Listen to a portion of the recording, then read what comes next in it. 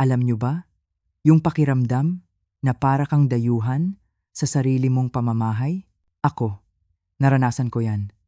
Hindi mula sa magnanakaw o sa kung sinumang estranghero, kundi mula sa sarili kong manugang, ang asawa ng kaisa-isa kong anak.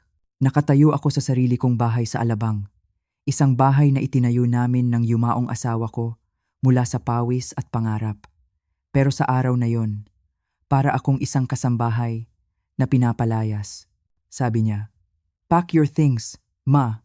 Ma, hindi mama o inay, kundi ma. Parang utos sa isang alila. Sa harap pa ng isang lalaking hindi ko kilala na may dalang mga papel na puno ng kasinungalingan. Sabi niya, trespasser daw ako. Trespasser sa sarili kong tahanan. Yung hiya. Yung kahihiyan na naramdaman ko ng mga sandaling yon. Halos ikamatay ko. Hindi dahil sa mga salita niya, kundi dahil sa katahimikan ng anak kong si Marco. Alam kong nasa likod siya ng lahat ng ito. Ang anak na pinalaki ko. Ang anak na binigyan ko ng lahat ay hinayaan lang na bastusin ako ng asawa niya ng ganito. Iyon ang pinakamasakit. Ang walang utang na loob. Sa loob ng 34 na taon, ako ang naging ilaw ng tahanan sa bahay na yon. Mula nang mamatay ang asawa kong si Antonio, ako na ang gumawa ng lahat. Ako ang nagbayad ng Meralco, ng tubig, ng amilyar. Ako ang nag-alaga sa bawat sulok ng bahay na iyon. Kahit noong nag-asawa si Marco, ako pa rin ang sumalo sa mga gastusin nila noong nagsisimula pa lang sila. Ang kasal nila? Malaking parte noon. Galing sa ipon ko, pero para sa kanila, para lang akong anino. Isang matandang babae na nag-iisa sa isang malaking bahay. Isang abala. Isang bagay na kailangan ng alisin. Wala silang pakialam kung kumain na ba ako, kung okay lang ba ang pakiramdam ko, o kung kailangan ko ng kausap. Ang tanging pakialam nila ay kung kailan nila makukuha ang bahay na ito. Ang tanging hinihintay nila ay ang araw na mawala na ako. At nang dumating ang araw na iyon, akala nila nakuha na nila ang gusto nila. Akala nila wala na akong silbi. Umakyat ako sa kwarto ko nang walang imik, puno ng galit, pero kalmado. Inisip nila tapos na ang laban. Inisip nila isang matanda lang ako na madaling takutin. Pero may isang bagay silang hindi alam. May isang bagay na hindi ko kailanman sinabi, kahit kanino, kahit sa anak ko, ang aking lihim na yaman. Bago mamatay si Antonio, hindi lang bahay at lupa ang iniwan niya sa akin. Mayroon siyang isang secret inheritance na itinago para lang sa akin. Isang trust fund na nagkakahalaga ng, sabihin na nating, sapat para bumili ng 10 bahay na tulad nito. Isang huling habilin na nagsasabing lahat ng iyon ay mapupunta lang sa akin at sa akin lang. Ang lola na pinalayas nila, ang matandang itinuring nilang mahina, ay may hawak palang trump card. Sila ang nag-umpisa ng laro. Pero ako ang tatapos nito. Hindi ito tungkol sa pera. Hindi na ito tungkol sa bahay. Ito ay tungkol sa aking dangal. Ang dignidad na tinapakan nila. Gusto nila akong maging biktima. Isang kaawa-awang matanda na walang boses. Pero ngayon, babawiin ko ang lahat. Hindi lang ang bahay ko, kundi pati na rin ang respeto sa sarili ko. Bibigyan ko sila ng isang leksyon na hinding-hindi nila makakalimutan. Isang kwento na ipapasa pa nila sa kanilang mga apo. Kung paano sila natalo ng isang matandang akala nila ay wala ng laban. Hindi ako mananahimik. Kung naranasan mo na ring maramdaman na para kang estranghero sa sarili mong pamilya o kung may kilala kang nakaranas ng ganito, paki-like at share naman ang video na ito. At mag-comment kayo sa ibaba. Kwentuhan mo ako. Nasaan ka nanonood? From Luzon, Visayas o Mindanao? Gusto kong marinig ang inyong mga kwento. Dahil ang laban ng isa ay laban ng lahat. Panoorin niyo kung paano ko binawi ang lahat ng kinuha nila sa akin nang umalis na sila at naiwan akong mag-isa sa nakabibinging katahimikan ng sarili kong bahay. Doon ko pinakawalan ang isang malalim na buntong hininga. Hindi buntong hininga ng pagkatalo, kundi ng paghahanda. Isinara ko ang pinto, dahan-dahan, at kinandado ito. Isang malutong na click ang narinig ko. Isang tunog ng pagsasara. Isang pangako sa sarili ko na hinding-hindi na muling makakapasok si Katrina sa pintong iyon nang walang pahintulot mula sa korte. Ang baho ng pabango niya, matapang at matamis, ay naiiwan pa sa hangin. Parang isang mantsa na mahirap tanggalin. Naglakad ako papunta sa sala at sa bawat hakbang, unti-unting bumabalik sa isip ko ang lahat. Hindi ito nangyari ng biglaan. Hindi ito isang simpleng hindi pagkakaunawaan. Ang mga binhi ng kasakiman na ito, matagal na palang itinatanim. Kailan nga ba nagsimula? Oo, naalala ko na. 6 na buwan na ang nakalipas. Iyon ang unang pagkakataon na nagdala si Katrina ng bulaklak. Mga puting hydrangea na medyo lantana ang mga gilid na parabang naipit sa biyahe. Inabot niya ito sa akin na may ngiting pilit. Sabi niya, "I just wanted to check in, Ma. Nag-aalala si Marco sa'yo pagkatapos ng huli mong check-up." Huli kong check-up, doon nagsimula ang lahat. 3 linggo bago noon, tumawag ang oncologist ko. May dala siyang magandang balita. Remission. Nasa remission na ako. Isang salita na napakabigat na halos hindi ko kayang tanggapin. Hindi ko sinabi kahit kanino. Kahit sa anak kong si Marco. Gusto ko munang namnamin ng sandali. Ang pagkakataong mabuhay muli bago ito maging balita para sa lahat. Pero kahit paano, nalaman nila. At mula noon, naging misyon na ni Katrina ang tumulong sa akin. Hindi noong may sakit ako, kundi noong gumaling ako. Doon ang pagkakaiba, doon ang problema. Akala mo, ang paggaling ay magdudulot ng kasiyahan, ng selebrasyon, ng mas malapit na ugnayan. Pero ang natanggap ko ay isang manugang na biglang naging abala sa buhay ko. Tinatanong niya ang tungkol sa aking last will and testament. Inaalok niya na i-digitize ang mga papeles ng aking ari-arian. Nagmumungkahi siya ng mas simpleng tirahan. Inaasahan pala nila na mamamatay na ako. Umaasa sila at ngayon na ang bahay ay akin pa rin. At ang kalusugan ko ay hindi na kritikal. Naging isang malaking abala ako sa kanilang mga plano. Hindi nila ako gustong alagaan. Gusto nilang kolektahin ang mamanahin nila mula sa akin. Kaya nakipaglaro ako. Hinayaan kong si Katrina ang mag-ayos ng mga sulat ko. Hinayaan ko siyang sumama sa mga appointment ko sa doktor.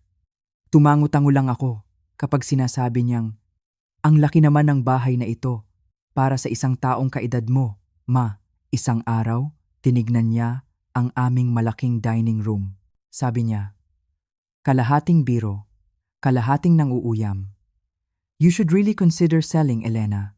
Something simpler. Maybe a condo by the marina." Ngumiti lang ako at sinabing, "That's an idea." Akala niya, lumalambot na ako. Akala niya, ang pagiging magalang ko ay tanda ng pagsuko. Iyon ang kanyang malaking pagkakamali. Ang ipagkamali ang katahimikan sa kahinaan.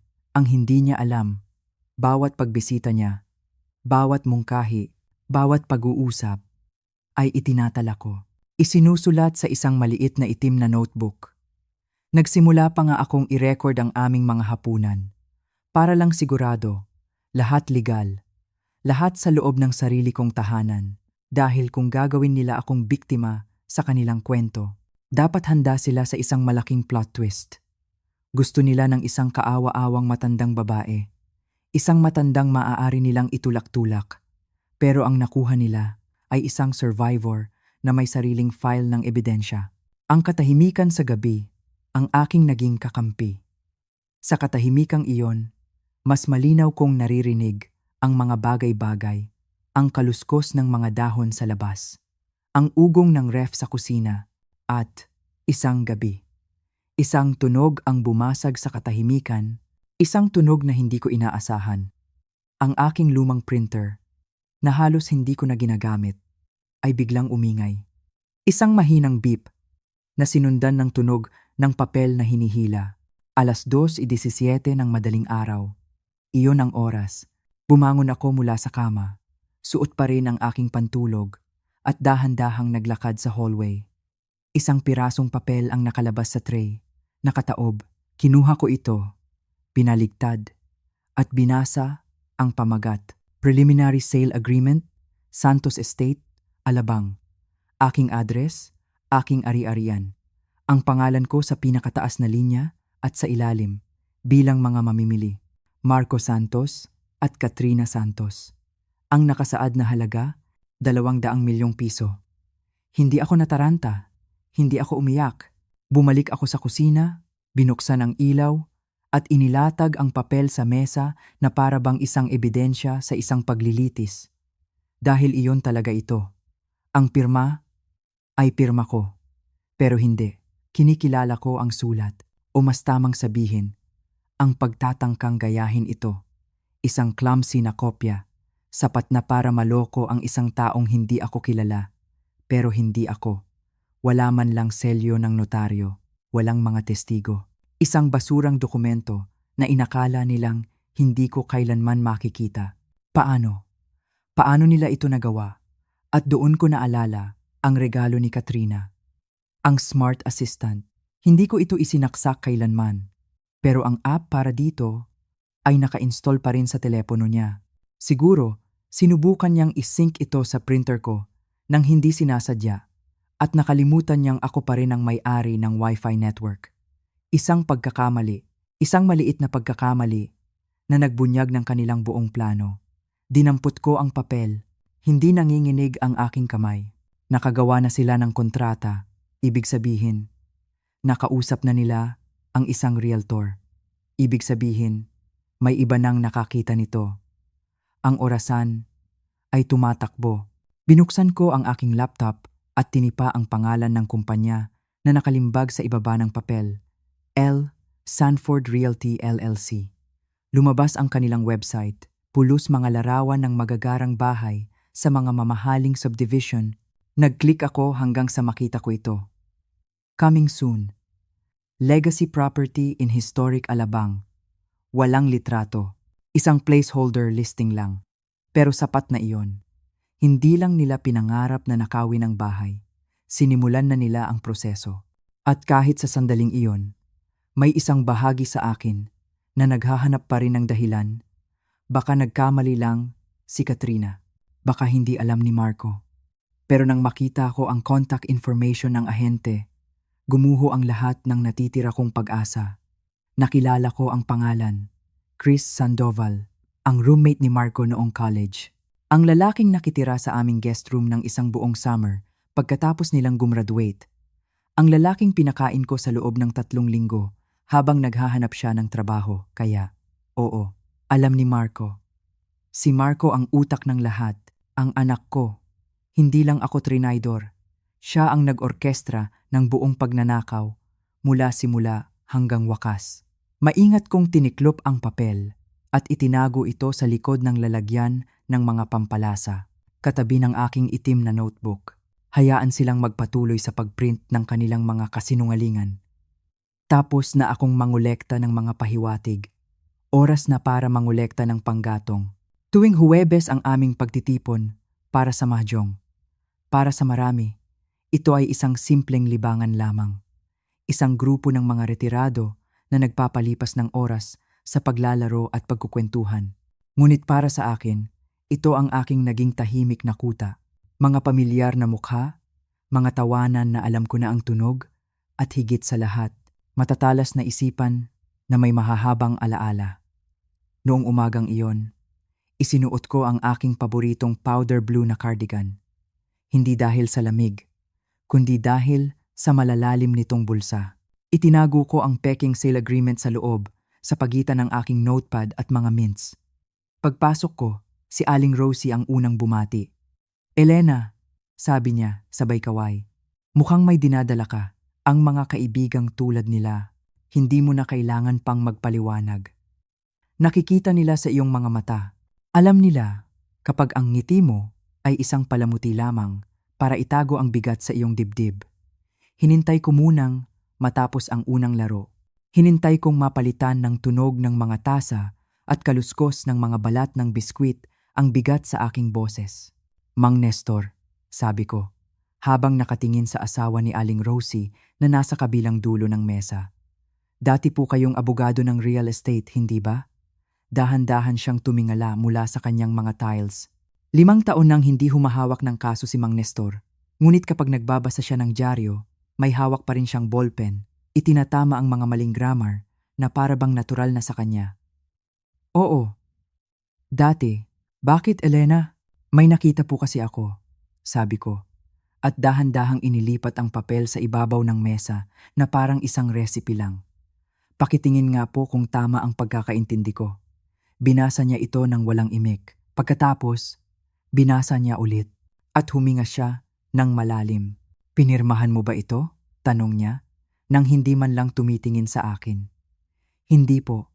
Hindi ko nga po alam na may ganito hanggang sa lumabas ito sa printer ko ng 2:00 ng madaling araw. Itinuro niya ang huling pahina. Walang selyo ng notaryo, walang mga testigo. At itong pirma, tinapik niya ito ng isang beses. Ito ay photocopy. Malamang, tinrace lang. Muling nagsalita si Mang Nestor, mas matatag na ngayon. Kung ganon, Elena, hindi ito kontrata. Isa itong felony, isa itong forgery. Napatigil sa pag-inom ng tsaa si Aling Rosie at kung naipakita na nila ito sa isang realtor o isinumite bilang bahagi ng proseso ng pagbebenta. Nagawa na po nila, sabi ko, at ikinuwento ko sa kanila ang lahat.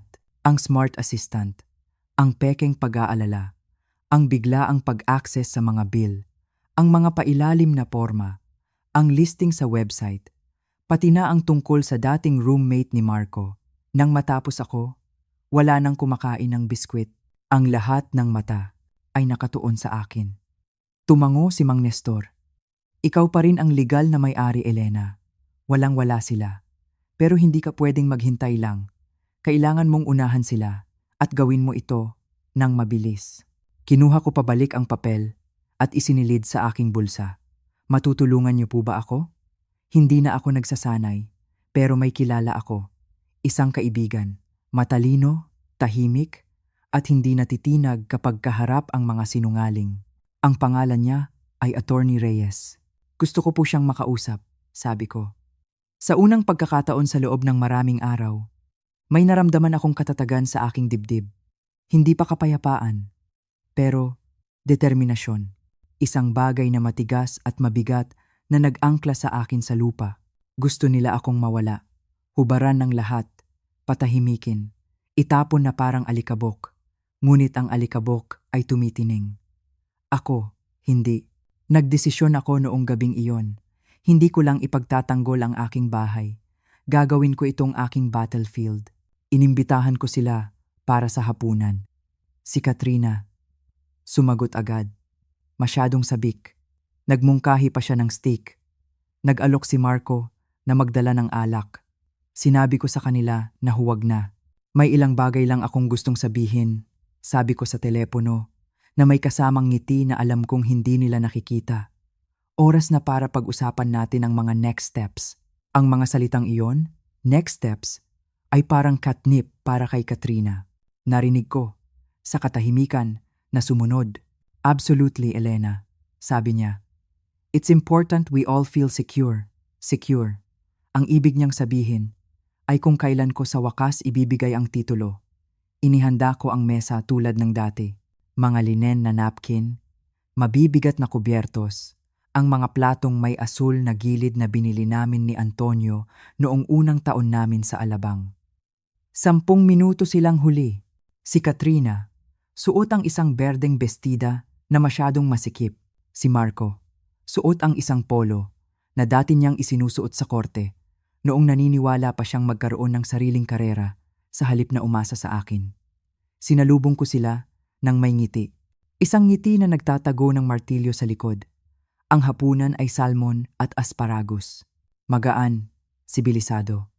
Ipinagsalin ko sila ng alak, pero ako, tubig lang ang ininom. At hinintay kong sila ang unang kumagat. Si Katrina, syempre, ang unang bumanat. So, noong sinabi mong next steps, Itinagilid ko ang aking ulo na para bang nag-iisip. Oo, marami akong iniisip tungkol sa legacy nitong mga nakaraang araw at kung ano ang ibig sabihin ng isang graceful transition. Hindi mapakali si Marco sa kanyang upuan. Halos makita ko na ang mga pangarap na tumatakbo sa kanyang isipan. Isang kondo sa tabi ng dagat, bagong mga papeles. Marahil ay isang anunsyo sa isang real estate magazine, mapagbigay na biyenan, ipinasa ang minamahal na ari-arian. Alam ko kung gaano kahalaga ang bahay na ito sa inyong dalawa. Pagpapatuloy ko. Dahan-dahang inilapag ang aking tinidor. Pinag-iisipan ko ang aking mga pagpipilian. Sumandal si Katrina. Ang kanyang mga mata ay kumikinang sa kasakiman na ipinagkakamali niyang alindog. At hindi pa ako handang ibigay ang buong kontrol. Sabi ko ng dahan-dahan, pinapanood ang kanyang ngiti na unti-unting maglaho. Pero gusto kong subukan ang isang managed transition. Isang bagay na pareho nating pakikinabangan. Naguguluhan si Marco. Mabilis namang nakabawi si Katrina. Of course, Ma. That's very fair of you. Anong klaseng arrangement ang nasa isip mo? Huminga ako ng malalim at hinayaan kong humaba ang sandali. Well, sabi ko, gusto kong manatili ang aking karapatang manirahan dito, syempre. At pangasiwaan ang anumang mga aktibidad na pinansyal na may kaugnayan sa property. Humigpit ang labi ni Katrina. At syempre, gusto kong panatilihin sa pangalan ko ang lahat ng mga account na may kinalaman sa bahay. Mga bill, maintenance, insurance. That's understandable, sabi ni Marco. Halatang hindi sigurado kung nasaan ang patibong. Ngunit si Katrina, hindi niya napigilan ang sarili. Elena, sabi niya, ang kanyang boses ay bumaba sa malambot at mapangmatang tono na akala niya ay nakakakumbinsi. You've always been very independent. Pero ang pag-manage ng isang property na ganito kalaki, hindi na ito nagiging madali. We just want to help. Ngumiti ako at kinuha ang aking telepono mula sa ilalim ng placemat. Pinindot ko ito. Ang pulang bilog ay kumukurap. Recording. Oh, I appreciate that, sabi ko. Alam ko kung gaano kalalim ang inyong pagmamalasakit sa aking kapakanan. Namutla si Katrina. Napakamatulungin mo nitong mga nakaraang araw, dagdag ko. Ang aking boses ay matatag. In fact, iniisip ko nga, baka pwede nating pag-usapan lahat ng mga nagawa mo so far para sa aking mga tala. Hindi siya sumagot. Tumingin si Marco sa kanya. Tapos sa akin, biglang napagtanto ang nangyayari. Ang natitirang bahagi ng hapunan ay tahimik, ngunit lahat ng kailangan ko nasa tape na. Ang unang napansin ko ay ang katahimikan. Isang kakaibang katahimikan para sa isang bahay na karaniwang puno ng mga alaalang tila may sariling tunog. Walang musikang galing sa stereo, walang bulubok ng coffee maker, tanging ang malalakas na kalabog ng mga karton sa sahig. Pumasok ako mula sa garahe at natigilan ako sa hallway. May mga lalaking nakaunipormeng asul sa loob ng sala ko. Naglalagay ng mga gamit sa kahon, nililigpit ang mga alpombra. Isang flat-screen TV ang nakasandal sa pader, malapit sa hapagkainan. Ang larawan naming dalawa ni Antonio. Ang larawan na nakasabit sa ibabaw ng fireplace. Wala na. Excuse me, sabi ko ng matigas, kahit na nanatiling kalmado ang aking boses. Anong nangyayari dito? Lumingon si Katrina mula sa kusina. May hawak na clipboard na para bang nag-iimbentaryo siya sa isang bodega. Nanlaki ang kanyang mga mata. Isang peking pagkagulat. Hindi pagkakasala. Ay, Elena, hindi ko inaasahan na babalik ka agad. Wala pa akong isang oras na nawala. Nagpunta lang ako sa Mercury Drug. Bumili ng vitamin D at mga crackers na mababa sa asin. Hinigpitan ko ang hawak sa paper bag. Mas mahigpit kaysa sa inaakala ko. Gusto mo bang sabihin sa akin kung bakit may mga estrangherong nag-iimpake ng bahay ko? Dahan-dahan siyang huminga. Ginamit na naman ang boses na iyon. Ang boses na para sa mga matatandang kapitbahay at mga batang nagtatantrums. Elena, ito na yung pinag-usapan natin. Naaalala mo? Naaalala ko ang hapunan at ang manipulasyon. Ang hindi ko naaalala ay ang pagbibigay ng pahintulot para sa isang paglipat. Lumapit siya na para bang isa akong sugatang hayop na kailangang pakalmahin. Nakalilimot ka na nitong mga nakaraang araw, yung mga papeles, yung sa bangko, okay lang yan. Nangyayari talaga yan. Nakausap na namin ang isang propesyonal na pwedeng tumulong sa'yo. Napatawa ako. Hindi malakas, hindi mapait, malamig lang. So, ang plano mo pala ay i-gaslight ako, nakawin ang bahay at tawagin itong pag-aalaga? Elena? Sabi niya ng malambing, gusto lang namin ang pinakamabuti para sa'yo. Nag-aalala kami ni Marco. Masyado ka ng stressed, dahan-dahan akong lumingon. Isa sa mga movers, isang bata pa, halos 20 anyos lang siguro, ay natigilan habang hawak ang isang lampara. Ibaba mo yan. Sabi ko ng mahina. Sumunod siya agad. Sinubukan na namang ngumiti ni Katrina. Alam kong nakaka-overwhelm ito, pero nakagawa na kami ng arrangement. May isang magandang residential care community sa Tagaytay. May tanawin ng lawa, may daily yoga. Sila na rin ang bahala sa mga gamot mo. At sino naman ang nagbigay ng pahintulot para dito? Tanong ko. Ikaw? Nagtaas siya ng isang pirasong papel na para bang isang sagradong kasulatan. Ikaw. Noong nakaraang buwan, pinirmahan mo to noong follow-up mo kay Dr. Berger. Binibigyan ako nito ng temporary authority. Hindi ko kailanman nakita ang form na iyon sa buong buhay ko. Nakita mo. Siguro, hindi mo lang naaalala. Ayan na, ang huling pako sa kabaong. Hindi lang niya sinusubukang kunin ang bahay. Binabago niya ang kwento ng aking isipan. Pinipinta ako bilang isang taong wala ng kakayahan. Humakbang ako papalapit. Sapat na para maamoy ang kanyang pabango. Hayaan mong linawin ko. Ako ay nasa tamang pag-iisip. Mayroon akong legal na patunay ng pagmamay-ari. Mayroon akong mga testigo. Mayroon akong audio recording. At kung ikaw o ang mga inupahan mong tauhan ay gagalawin pa ang kahit isang bagay sa bahay na ito, tatawagan ko ang pulis at magsasampa ako ng kasong trespassing. Kumurap siya ng isang beses. Pagkatapos ay ngumiti ulit. Ngunit sa pagkakataong ito, nanginginig na. Pinapahirapan mo lang ang lahat. At ikaw? Sabi ko nang may kaparehong kalamigan, ay nagkamali sa pagmamaliit sa akin. Nag-atubili siya. Pagkatapos ay lumingon at may ibinulong sa mga movers. Nagsimula silang umatras sa ngayon. Ngunit alam kong babalik sila at sa susunod na pagbalik nila, kasama na nila ang aking abogado. Kalmado akong tumawag.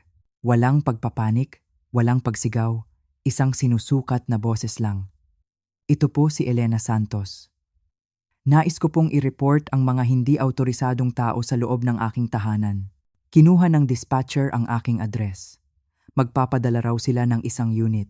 Pagdating ng police mobile sa aking driveway, si Katrina ay nasa may pinto na ulit, nakakrus ang mga braso, ang mga labi ay nakakurba sa kanyang trademark na ngisi. You're overreacting. Wala na ang mga movers. Malamang binayaran na para maglaho kapag may mga kumikislap na ilaw na dumating. 2 pulis ang bumaba, mga bata pa. Magagalang, may kumpiyansa ng mga sanay, humawak ng mga reklamo sa ingay at away pamilya, hindi ng pandaraya sa ari-arian. Ma'am, may tumawag po, simula ng mas matangkad na pulis. Opo, sabi ko. Ako po ang may-ari ng bahay. Pag-uwi ko, nadatnan ko ang isang babae at mga inupahang trabahador na inililipat ang aking mga gamit nang walang pahintulot. Sumabat si Katrina. Nalilito po siya. Ako po ang manugang niya. Mayroon po kaming care arrangement. Nakakalimot na po siya nitong mga nakaraang araw. Itinaas ko ang aking telepono. Officer, mayroon po akong audio recording ng huli naming hapunan. Mayroon po akong video footage ng pagpasok ng mga movers. At mayroon po ako nito. Inilabas ko ang peking sale agreement, isang pinekeng kontrata na iwinawagayway nila. Tiningnan nila ang papel. Nananahimik na ngayon si Katrina. Matalino. Kumuha ng ilang tala ang mas maliit na pulis. Ma'am, sabi niya, nang maingat. Mayroon po ba kayong maipapakita na kayo ang nagmamay-ari ng bahay? Tumango ako. Orihinal na titulo, title insurance, mga bill ng kuryente, at tubig na nakapangalan sa akin. Gusto niyo po bang makita? Tumango siya. Iniwan ko sila sa sala at bumalik ako na may dalang folder na itinago ko sa aking safe. Mabilis nilang tiningnan ang mga dokumento. Si Katrina, hindi man lang sumubok na magmukhang interesado pa. Okay, sabi sa wakas ng mas matangkad na pulis. Ganito po yan. Hindi pa po ito technically isang criminal matter. Walang pisikal na puwersa, walang malinaw na pagnanakaw. Ngunit tumingin siya kay Katrina. Pero kung kumikilos po kayo nang walang power of attorney, nang walang legal na autoridad, maaari po kayong maharap sa civil liability. Mas hinigpitan ni Katrina ang pagkakakrus ng kanyang mga braso. Sinusubukan lang po naming tumulong. Humihina na po siya. Kung gayon, maaari siyang sumailalim sa isang medical evaluation. Sagot ng pulis. Hanggat wala po niyan, hindi niyo po maaaring gawin ang mga desisyon para sa kanya. Makikipag-ugnayan po ako sa aking abogado, dagdag ko. Makatatanggap po kayo ng formal na abiso sa lalong madaling panahon. Tumango siya. Karapatan niyo po yan. Kinuha nila ang aming mga pangalan.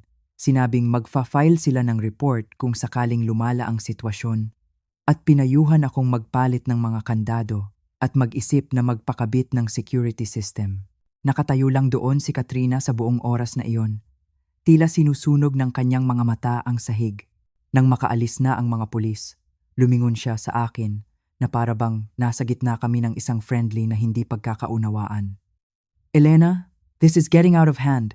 Hindi, sabi ko. Ito ay ang pagbawi ko sa aking mga kamay. Humakbang siya pasulong. Pagkatapos ay nag-isip ulit. Nagiging paranoid ka na, bulong niya. Magsisisi ka na itinulak mo kami palayo. Itinagilid ko ang aking ulo. Ang pinagsisisihan ko ay ang hinayaan kitang makalapit ng ganito. Pagkatapos, binuksan ko ang pinto. Umalis ka. Umalis siya at hindi ako huminga hanggang sa mawala ang ugong ng makina ng kanyang BMW sa kalye. Nakatayo ako sa katahimikan, hindi takot, hindi nanginginig, kundi mulat sa kung gaano sila kalapit na nagtagumpay. Sa kung gaano kalayo ko silang hinayaang makapasok. Ngunit ang pinto na iyon, hindi na muling magbubukas, hindi nang walang mga kahihinatnan. Pagsapit ng tanghali kinabukasan, napalitan na ang mga kandado, ang locksmith. Isang tahimik na lalaki na may peklat sa braso ay hindi nagtanong. Mabilis siyang nagtrabaho, propesyonal, at tumango lang nang sabihin kong walang ekstrang susi para sa pamilya. Nang makaalis siya, tumayo ako sa harap ng pinto at 2 beses kong pinihit ang deadbolt. Click, click. Ang tunog ay pinal. Mabuti. Pagkatapos, ginawa ko ang pangalawang tawag, ang tawag na pinakamahalaga.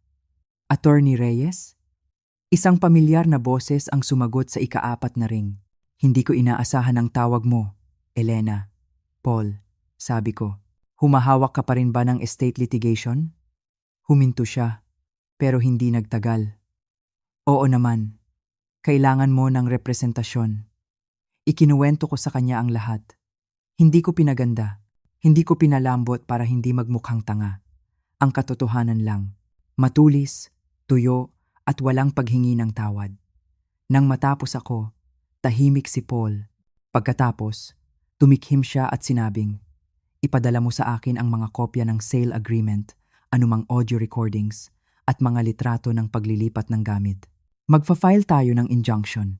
Isang agarang utos mula sa korte para pigilan silang gumawa ng anumang pag-angkin sa ari-arian, paliwanag niya. Kapag naipatupad na yan, legal na silang pinagbabawalan na ilista, makipagnegosasyon, o magpanggap na may-ari. Naramdaman kong tumuwid ang aking likod. Ano pa ang maaari kong gawin? Magfa-file din tayo ng cease and desist. Ititigil natin ang anumang karagdagang tulong mula kay Katrina at mariin kong irerekomenda na simulan mo na ang papeles para sa isang restraining order. Kahit temporary lang, nagpapadala na ito ng mensahe. Gusto kong isampayan. Kung gayon, gagawin natin. Noong hapong iyon, ipinrint ko ang lahat. Ang pekeng kontrata, ang scripted na boses ni Katrina mula sa hapunan na pailalim akong pinipilit. Isang litratong kinunan ko ng mga movers na inilalabas ang aking aparador. Lahat ng iyon, personal kong inihatid ang file sa opisina ni Paul. Hindi dahil hindi ako nagtitiwala sa email, kundi dahil gusto kong makita ang reaksyon sa kanyang mukha kapag binuksan niya ang folder. Hindi niya ako binigo. Diyos ko, bulong niya. Habang binabasa ang mga pahina, talagang inakala nilang makakalusot sila dito? Hindi, sabi ko. Umasa sila na hindi ako lalaban. Tinitigan niya ako sandali. Pagkatapos ay tumango. Nagkamali sila ng kalkula. Sa labas, kulay abo ang langit, makapal sa bigat ng tag-init, ngunit walang ulan. Naglakad ako pabalik sa aking sasakyan nang may katatagan na ilang taon ko nang hindi naramdaman. Noong gabing iyon, inilipat ko ang itim na notebook mula sa likod ng lalagyan ng pampalasa papunta sa safe. Hindi na nila ako muling magagawang pagdudahan ang sarili ko. Hindi na sila muling makakapasok sa aking mga pinto at magpapanggap na taong 1999 pa rin na isa lang akong malambot na babae na nagmamakaawang manatiling importante. Hindi na ito tungkol sa ari-arian o mana o kahit pagkakanulo. Ito ay tungkol sa digmaan at dignidad at pagpapakita sa kanila kung ano ang kapalit ng pag-corner sa isang taong ginugol ang kanyang buhay sa pagbuo ng lahat ng sinusubukan nilang nakawin ngayon. Ang linya ay naiguhit na at tapos na akong magpanggap na ito ay isang hindi pagkakaunawaan lamang. Inimbitahan ko siyang muli. Siya lang, walang Marco sa pagkakataong ito. Tapusin na natin ang usapan, sabi ko sa telepono, tungkol sa bahay. Hindi siya nag-atubili. Siyempre, ma, tayo-tayo lang, di ba? Narinig ko ang pagyayabang na nakatago sa kanyang boses. Akala niya, sumuko na ako. Nagsuot ako ng pinakamalambot kong sweater at itinali ang aking buhok. Walang makeup, sapat lang na kahinaan para mas lalo siyang mahulog sa patibong. Nagbukas pa ako ng isang bote ng merlot na gusto niya, yung madalas niyang kunin mula sa aking cabinet tuwing may family dinner. Tumunog ang doorbell ng 11:03 ng umaga, sakto sa oras. Pumasok si Katrina nang may kumpiyansang ngiti, isang pekeng pag-aalala na halos hindi na matakpan ang kanyang tuwa. You look good, Elena. Nakakatulog ka na ba ng mas maayos? Ipinagsalin ko siya ng isang baso. Mas maayos? Oo. At mas desidido. Umupo kami sa sunroom. Ang mga puting kurtina ay nagbibigay ng malambot na anino sa kanyang mga manikyuradong kasinungalingan. Tamad na umikot ang kanyang mga daliri sa baso ng alak. Nagsalita ako ng malumanay. Itinutulak siya sa kanyang paboritong ilusyon, ang kontrol. Nag-iisip ako, sabi ko, tungkol sa transition. Baka oras na para pag-isipan ko ang mga offer. Nagliwanag ang mga mata ni Katrina. Talaga? That's so wise of you. Pinanood ko ang kanyang reaksyon, ang biglaang kislap, ang kalkulasyon sa kanyang mga mata. Nakausap ko na ang ilang tao, mabilis niyang pagpapatuloy. Mayroong tunay na interes sa property. Discreet na interes. Oh, sabi ko, ang boses ko ay matamis na parang pulot. Sino-sino naman? Kinagat niya ang pain. Si Chris Sandoval, sabi niya ng malambot. Naaalala mo siya, di ba? Mula sa college days ni Marco. Broker na siya ngayon. Mayroon na siyang 2 potensyal na buyer na nakapila. Mga international client. Very exclusive. Pwede nating isara ang deal sa loob ng ilang linggo. Humigop siya ng alak. Sumandal. Komportable. Walang kamalay-malay. Isipin mo na lang. Pagpapatuloy niya. Pwede kang lumipat sa isang lugar na simple, mapayapa.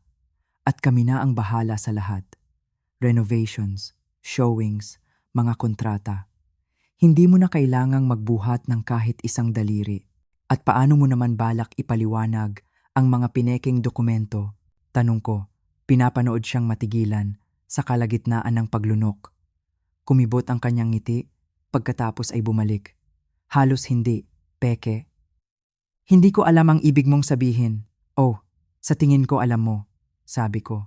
Ang pekeng pirma, ang mga hindi autorisadong listing, Ang temporary authorization na hindi ko kailanman pinirmahan.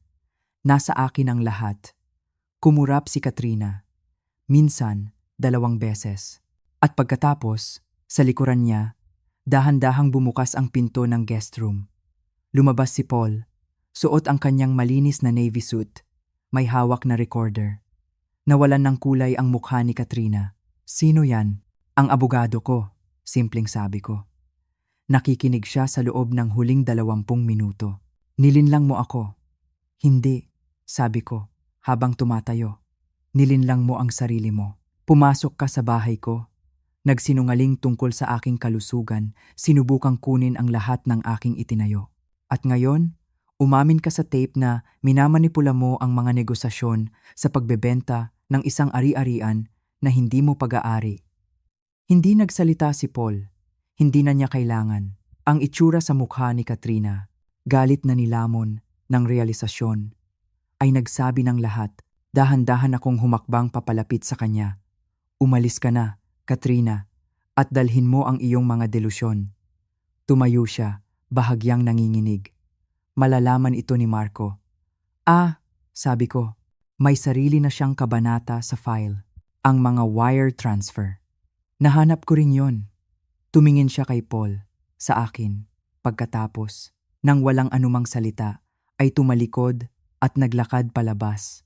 Isinara ko ang pinto sa likuran niya, kinandado. Pagkatapos ay lumingon ako kay Paul. Ipadala mo ang tape sa hukom. Tumalikod siya, at hindi na lumingon pa.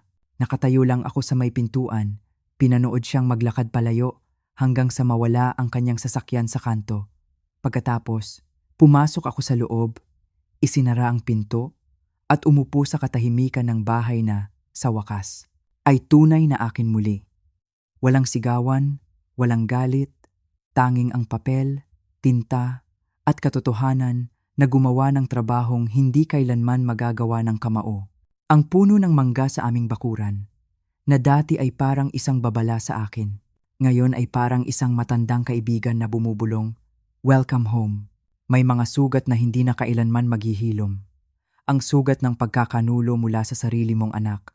Iyon ang pinakamalalim sa lahat. Hindi ito tungkol sa pagpapatawad. Hindi pa ngayon. Siguro, balang araw. Pero hindi pa ngayon. Ito ay tungkol sa pagtanggap. Pagtanggap na minsan, ang pagmamahal na ibinibigay mo ay hindi ang pagmamahal na ibabalik sa iyo. At okay lang yon. Ang mahalaga ay kung paano mo mamahalin ang iyong sarili. Pagkatapos ng lahat, ang kwentong ito ay hindi lang tungkol sa isang bahay. Ito ay tungkol sa dangal, tungkol sa pagtayo para sa iyong sarili.